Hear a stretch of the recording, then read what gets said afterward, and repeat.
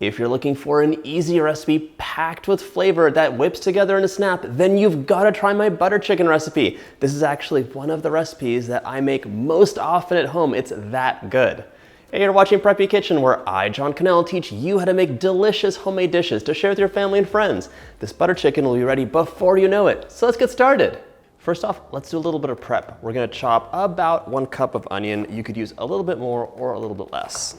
A rough chop is fine, there's no need to be precious about this, and as you can see, I added a bit more onion than the recipe calls for. You could do it the way the blog post says for the exact blog experience, but they're both delicious.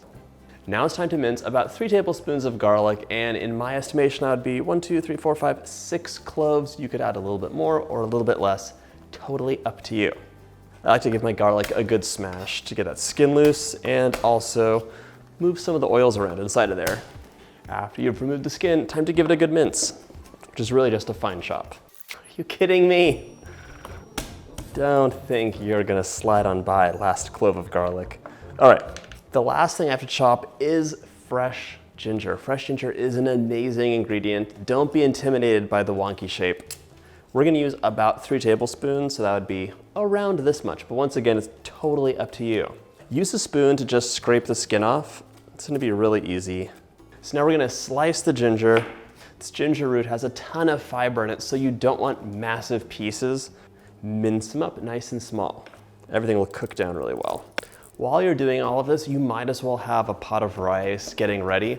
Today, I'm just doing plain white rice because I'm photographing this again for the blog and I wanted it to be kind of nice contrast.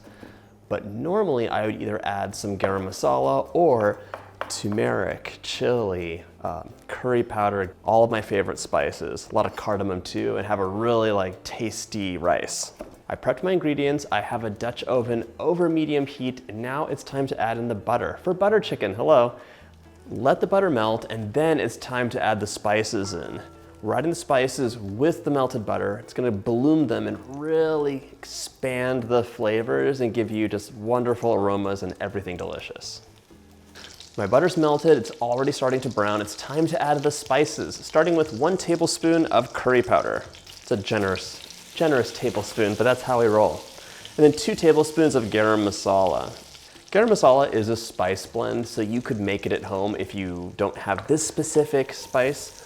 Oh my gosh, the smell. Spices, butter, blooming together. Just stir it around so everything kind of has a chance to melt and mix. Now I'm adding in about 2 pounds of cubed chicken. Plop it in there. You want to stir to make sure the meat's all coated with the spices, and then just let it cook.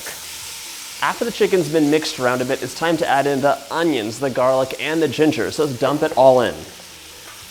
Carefully. We're gonna cook this, stirring occasionally for about 5 minutes or until the chicken is, lightly browned. Chicken will finish cooking through as the sauce simmers. I love this recipe because it makes a ton of food. It's super fast and it's just delicious. It has the right combination of spices, but it's not too spicy, so everyone is gonna like it. At this point, I'm gonna add in a healthy pinch of black pepper and about half a teaspoon of salt as well. It's not a ton of salt, and we're gonna finish this off at the very end with some lime juice, so it really brightens up the flavor and adds a little extra punch. You can let me know in the comments if you'd like me to post more of the recipes that I have for dinner like this. The blog is full of them, but I've been doing a ton of baking on YouTube, so let me know if it's time to switch gears and make some more savory. My onions are softened, the chicken is lightly browned, and this smells divine. It's time to add in our tomato paste. I'm using about 1/4 cup. The tomato paste adds a really nice richness of flavor as well as a good depth. It's also super good for you. Stir that in until it's combined, and now it's time to add in 1 28-ounce can of crushed tomatoes. For some extra richness and just plain amazing flavor, we're adding in 1 14-ounce can of coconut milk. And it's a full-fat coconut milk. It's not sponsored. This one is Thai Kitchen. I love their coconut milk because it's super silky and just has a great taste. There's a lot of great brands, but there are some bad brands too. This looks amazing. And right now you're like, oh boy, this color seems very light. However, As this cooks down and simmers for the next like 25 minutes or so, it's gonna really become more of a deep red golden color, and the flavors are gonna come together. On to my personal version of this, I love adding a ton of cashews right in here. And actually I would add in the whole container normally. Keeping it real.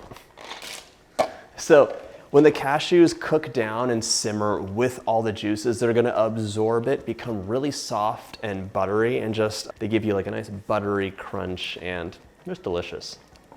So we're gonna reduce the heat to a low and let this simmer for 25 minutes, half an hour, even longer. The flavors will come together, you'll see the color change, and it'll thicken up just a little bit as the water cooks off.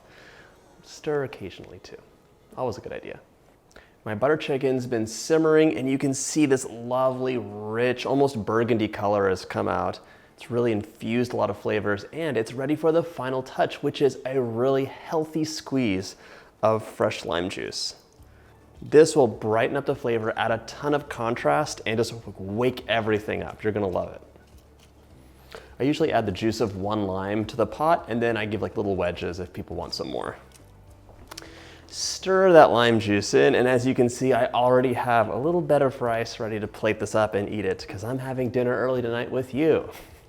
If you're curious, the leftovers are maybe even better than the day of, because the flavors continue to work together, and those cashews just become like buttery magic. You gotta trust me on this. This is totally optional, but I like to give a little bit of a garnish with some coconut flakes. I just think it looks pretty, and it also kind of harkens back to the coconut milk we used in here. Before I take a bite, if you like this recipe, check out my dinner playlist. All my favorite dinner recipes in one playlist for you. But now, it's time to taste. I wish I could describe with words what's going on this plate. The lime juice, the ginger, all the spices, it's coming together in a symphony of flavor that you're gonna love. I really hope you get a chance to make this recipe, because I know it's gonna be a family favorite for you too. If you like this video, hit that like button and subscribe, and I'll see you in the next dinner video.